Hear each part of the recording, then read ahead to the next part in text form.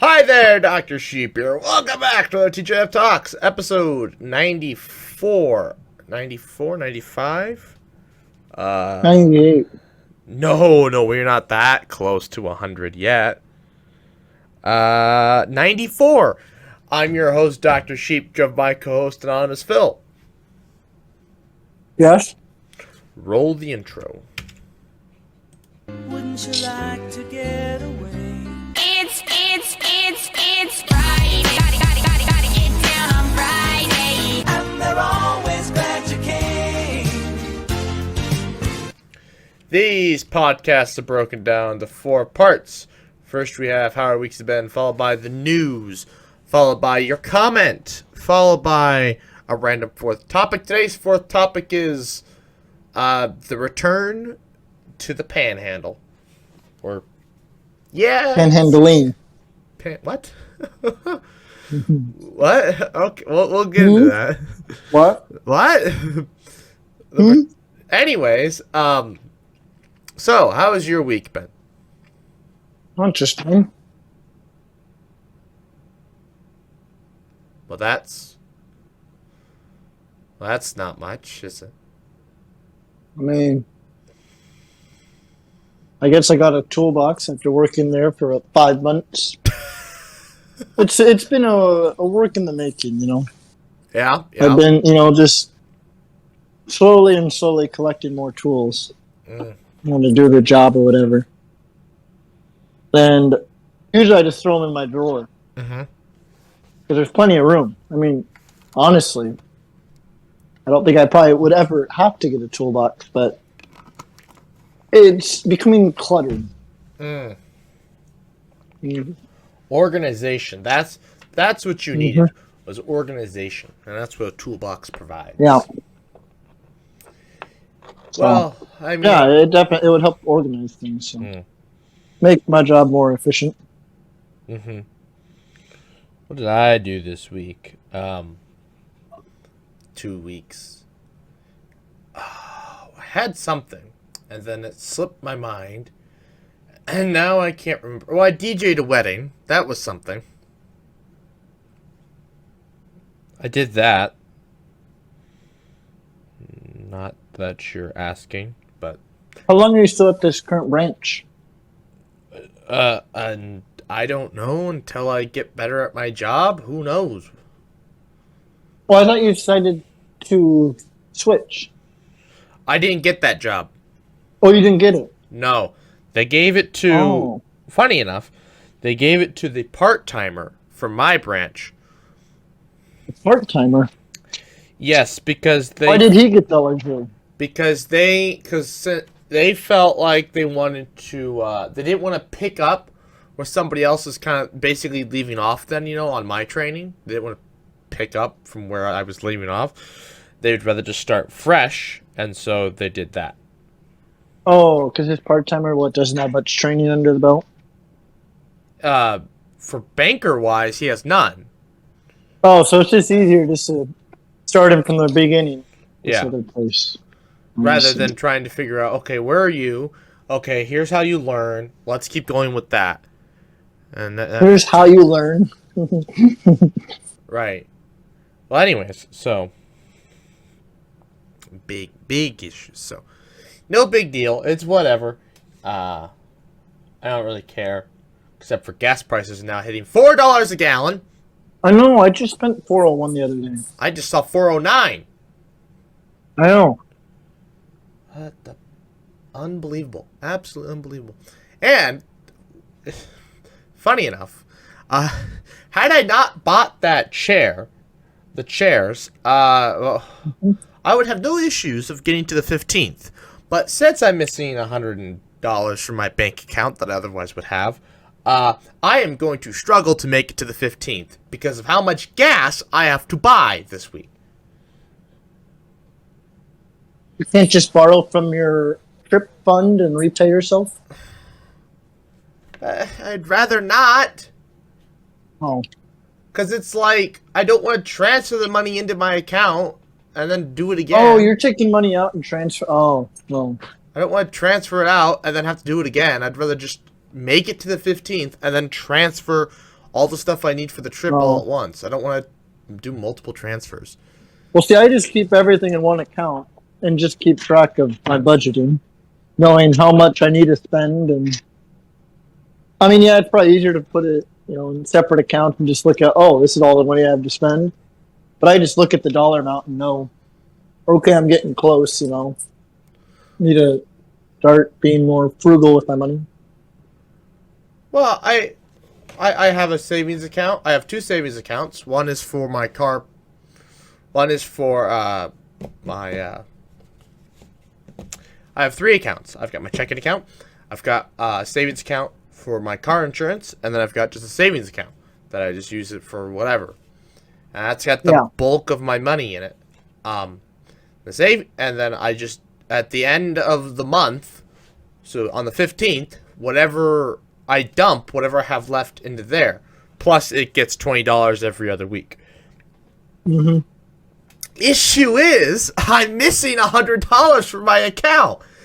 And because I had to go to the wedding, and I have to go get my hair cut Saturday, and then I have to go Thursday, and then I have to mow Saturday, and then I have a graduation party Friday, I'm not going to have any money left. Because I'm going to have to buy gas, I think, probably twice. Mm.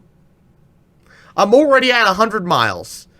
And then I'm going to have to buy gas. Oh, God. After Omaha, or maybe even in Omaha. I'll try and buy in Omaha. I think Omaha usually has cheaper gas. Mm. But it's like, because that's a 100-mile round trip right there. Yeah. And you can do what? 300 on the tank? A little over, yeah. But it's just, it's not ideal. Plus, I think I just spent $50 the other day. Well, I'm actually missing $160 because I got my oil changed. And God, they robbed me blind. I don't know. I'm never getting my oil changed ever again by a professional. I'm just going to have Will do it because I'll just bring my truck in and be like, here, you owe me a free tire rotation because I bought your tires from you. And that's what I do. I just change my own oil. Well, usually, if I go home and Dad's already in the shed, sometimes I'll just do it for me. Right. I have changed my own oil before. But I wasn't expecting it to be $60 frickin'. And you would think, oh, it's the labor. No. The labor was $11. What? Yeah. $11 of labor. The oil was $40. What? $40 of oil. I'm like, what? They must upcharge you a lot because I feel like, I don't buy the oil. The oil's supposed to be the cheap part. I think Dad was telling me oil is like $18. It is. For everyone else in the world, oil is dirt cheap. But they must have upsold the oil like, I don't know. Yes, it was Valvoline synthetic, full synthetic, so maybe that has something to do with it, but good God. It shouldn't cost that much. Now, granted, I'm hoping they put a high cycle filter in it that will allow me to go 5,000 miles. Oh, yeah, because they also, well, I guess, I don't know, how much is the new oil filter? Not that much. $10. $10? If that.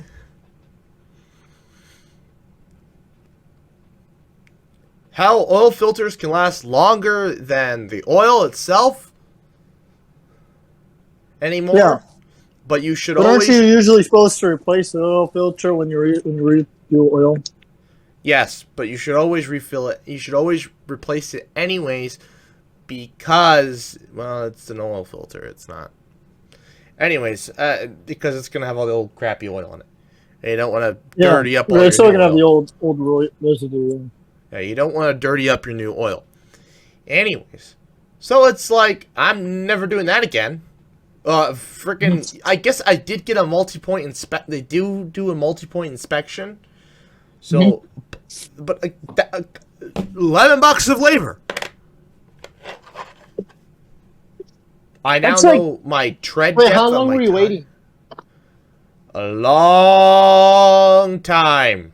Hey, so they got you a good deal because no way. Because if it took you more than an hour, I was minimum there for wage is 2 like- hours. Yeah, that's what I'm saying. If they charged you labor, that should be like $20 because labor is $20 an hour or something. Yep. And that's if they want to make no money off of you, because all that money just has to go, straight back to you. The employee. The company doesn't get to keep any of the labor money, which is why they upcharge the labor costs. So I'm not sure what they mean by it took them 2 hours, but they only charged you 11. Yep. They must be making a lot of money from that filter and oil. The filter was a regular price. It was the freaking oil. Oil was $40. $40 for 5 quarts. Unbelievable. So that's what, $8 a quart? Yeah. Yeah. Unbelievable. I don't think I could go to Walmart and buy the oil I need, if you even can, buy them in individual quarts for cheaper. Yeah. Well, that's what child labor force is for. Yep, he's like, I can change your oil next time. I'm like, well, you're going to. I could have given you You're a going $10 to. bill plus oil and that crap, and I'd still come up on top. Yeah. Granted, he won't. $10 bill. Thank you for your Granted, service, sir. Granted, he won't be able to rotate my tires. I mean, he says he would be able to, but I would just rather take that to somebody. But the oil, Well, I mean, the tire rotation was free. Rotating tires, you just have to make sure that you do it in the right order, right? Yeah. Rotate them in the right order and make sure that you put the right torque on your lug nuts. Your wheels don't go flying off and you go down the road. We don't have torque wrenches though, so we'd have to take it to our uncle just You to don't have a rotate torque tires. wrench? No, most people don't. Oh, my dad does. I thought Your everyone. dad's I not thought most people. Oh. Your Oh, I dad's a thought most- gearhead. Oh, Your dad I is... thought everyone had a torque wrench. No, it's on my list of tools I want to get, but no, most people do not have torque wrenches. Make sure you get one of the fancy ones that lock, that like snap at the value enter. They're all supposed... Oh, it's not just like a continuous thing. It actually like locks into place. Yeah, how does it work? Yeah, like it breaks off after you. So I think it's so you don't over torque it, but like it breaks off after you hit the torque value that you set it at. So say you set it at like 80 foot-pounds, it'll break off when you hit it to that value. They all do that. They all go click, and then you're done. Oh, that's what they all do? Yeah. Well, the torque wrenches that we have at work, it's like a meter.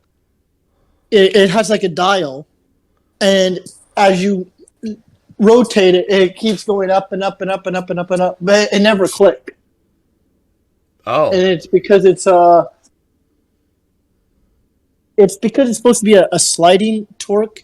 Like you're supposed to measure the torque value when the nut is in motion. It's not like a static torque. And I think it's that way the nuts do not undo themselves in the aircraft from vibration. So they have like some sort of locking thread. Yeah, torque values are really complicated. If you ever watch AVE, when he does stress tests of tools, I don't even know why I watched them. I don't understand half wrenches, that is. I don't even understand half the crap he's saying. It's all just like, oh, that's interesting. Torque value, interesting. And different this, different that. Tensile strength this, tensile strength that. And it's like, oh, man, I see why he has a degree in engineering, I think, of some sort. I think. Yeah, acts like it.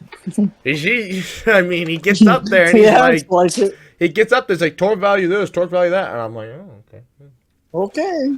I'll take your word for it. Very interesting, very interesting, yeah. No, yeah, every torque wrench. Most torque wrenches, anyways. At least the ones I've ever seen. I haven't got to use one, actually. You just click. Click. Next lug nut. Click. Click. We had a really big one at the co-op. Because it was... You also didn't have a bandsaw. Well, no, we had a really big one. I guess we didn't have a bandsaw. No, we did have a drill press. Oh, a drill press. That's right. I didn't have a drill press. We couldn't have a drill press, OSHA, for whatever reason. But you said you guys have a drill press at... Yeah, I forgot. I was going to take a picture of it. And then... Because actually, I was over in that area today. Well, For a maybe brief it's not an moment of OSHA time. thing. Maybe it's literally because they don't want to buy one. I mean, it is like stuffed in a corner. I don't know if anyone ever uses it. It looks like it's just sitting there gathering dust. They might not be allowed to use it. I'm not even sure if it's plugged in. I just saw it the other day in the corner. I was like, oh, look, a drill press. I thought we couldn't have them. Yep. Yeah. Oh. Anyway, yeah. So, no, yeah. Anyways, Yeah. I don't know where I was going, but no, we had a really, really big torque wrench. But I mean, this is meant for putting on tires on sprayers and tractors, so and semis. So this thing is huge. Tractors with wheels, the diameter, the height of you. Yep, they're sprayers. Really? So, yeah, they were almost as tall as I was, if not taller. You know, I never realized how big the wheels are on the pivots. You know, out in like cornfields. Oh yeah, they Until look I could tiny. detachate. They're freaking as big as me. Oh, they're not that big. Some of them were. It felt like they were like 4 feet. I guess you were. I don't know how much shorter you were during detasseling. Probably not. I mean, much okay, shorter. I was knocking on the door of 5 foot.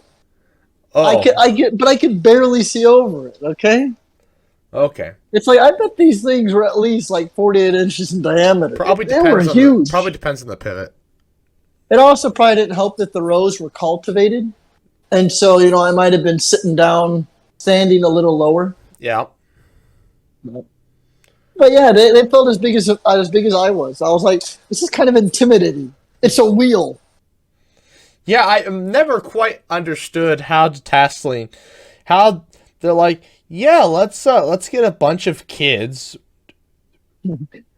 What the heck? Let's get a bunch of kids, have them wake up at crack to dawn. I didn't want to say it was the podcast, but there we go.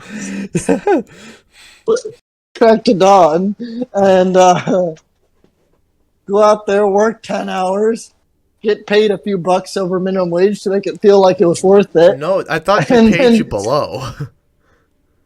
No, they paid you a little bit. I think I was making $9 an hour when minimum wage was $7.25. Oh, okay. Anyways, so they probably still only pay $9.25. They probably just pay minimum now. Yeah. But Yeah, and then you work like 5 a.m. to 2 or 3. yeah, but don't they? But wasn't it just like a set amount you got paid? No, you got paid by the hour. Oh, okay. Well, You got paid by okay, let me put it this way. There were some fields where you actually got paid by how many rows you did. Or no, that was your bonus. You got like a bonus check. Because like they want to incentivize the people that are hardworking, and going through rows. And so that was like your bonus. yeah, I never understood. Like, let's get a bunch of little kids to go take tassels off of corn that's way taller than them. Yeah. Well, some of them are. I mean, I think there was only one time, one field where the tassels were like 8 feet tall. And it's like, how do you expect me to do this? But I'd say on average, me at 5 feet, they were within arm reach, not having to go on tiptoes. Like I could reach up and grab it. Oh, I would. But I don't know what that is, like 7 feet maybe. God, your shoulders must have been just trashed, just constantly Oh, working yeah. above your head. I'd hate. Yeah. Huh? Oh yeah. Yes, sir. Yeah, no. Instead, I didn't have to. I didn't have to work under tasks. You didn't have to work. I just had to watch cows have sex. So Yeah, that was my pretty job. much.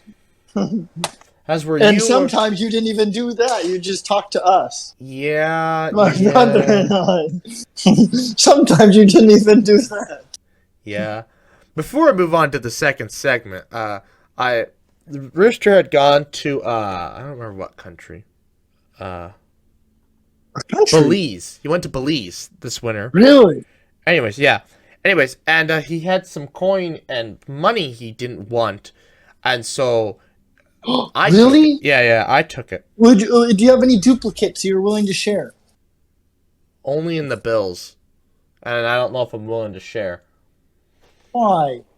You have duplicates, right? I love foreign currency. I give you like 1.5. Okay. Well, anyways, that's not the point. The point is the money's not Where that were you going with this? The coin is a 10-sided coin. Wait, what? Yeah, it's A 10. 10-sided coin. What is it? A dice? Well, no. So like most coins are they're round, right? At some Oh, damn. they're round. Most countries they're round. The U.S. the Like it's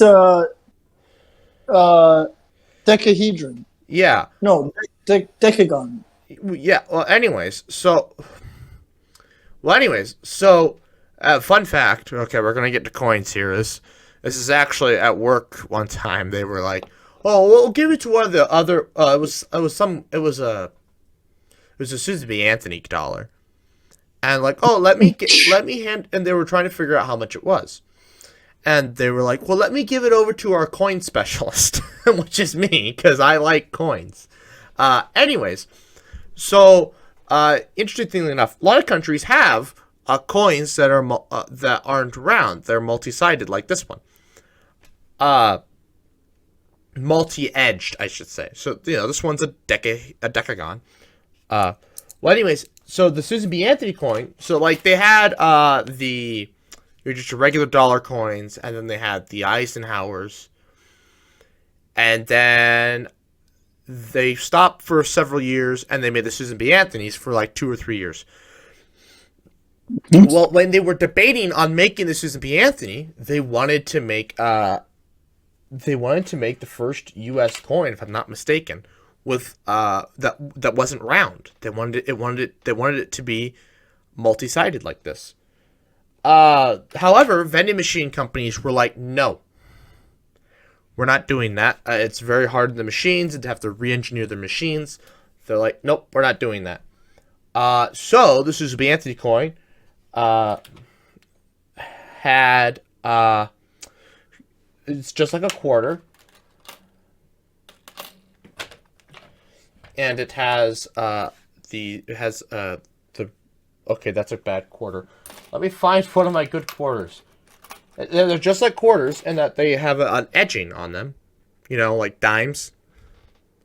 They've got the edge. And if you look at the coin, it's got like a border of like a hexagon or octagon or whatever. Because that's what they wanted for the design of the coin, but the vending machine companies were like, no, we're not doing that. Susan B. Anthony's only ran for like 2 or 3 years. And then we have all the new coins. All the new dollar coins that are, we had the Sacagaweas, and then in 2000 they started the presidential run. It was all dead presidents, I think. Anyways, and actually those are interesting. So they're a smooth around the edge, but they're engraved in God We Trust in that smooth part, which is very interesting. And this $1 coin from Belize, every other edge is smooth, and the other edge is gripped. So, like, you have one edge that's not, the next edge is, and so on and so forth, all the way around. This would never fly in the U.S. because vending machine companies do not like non-round coins. And they've been making dollar coins ever since then. So, because actually, interesting enough about the dollar coin is that the U.S. government wanted to replace the dollar bills, because even though dollar coins cost more to make, they last a lot longer than $1 bills, and so they're a lot cheaper in the long run compared to $1 bills. And so they made a big thing to try and convert $1 coins.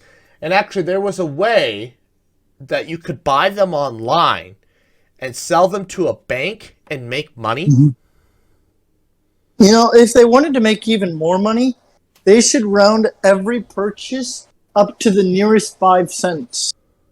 Like if it costs 1 cent, like 11 cents, you round it up to 15. And that way you never deal with pennies, because a penny costs like 3 cents to make. Actually, other than the quarter. And I think the nickel actually costs more to make as well. Yep. The nickel, so the quarter, the dime, and No, I probably. think the dime's worth it. I think the dime's just barely worth it, right? Oh, it's more than worth it. Dime Yeah. Well, the dime is worth so. Well, the dime is tiny. Well, that's I said of the most, and it's a very simple coin. The dime, interestingly enough, it's very. I wanted to figure out what coin is the most currency dense. Like, can 10 dimes fit inside of a dollar coin? And Eisenhower, yes, but probably not Susan B. Anthony or a regular dollar coin. But I was like, is it the most currency dense? And I would like to do it. I now have a granulated cylinder. I don't know if it's graduated cylinder. I don't know if it's precise enough to do the measurements I need. Unless I did, like, multiple dimes. I gotta get some moon money, though. I'm working on that. I carry ones with me all the time. That way, if we ever get the chance at the bank, and anybody ever brings in a moon dollar, I can get my hands on one. Also, I would like to have them over here so I can fidget with them. This Belize coin, though, this is kind of fun to fidget with, since it's got the, it's not a circle. Anyways. Yeah, enough about coins. Oh, yeah.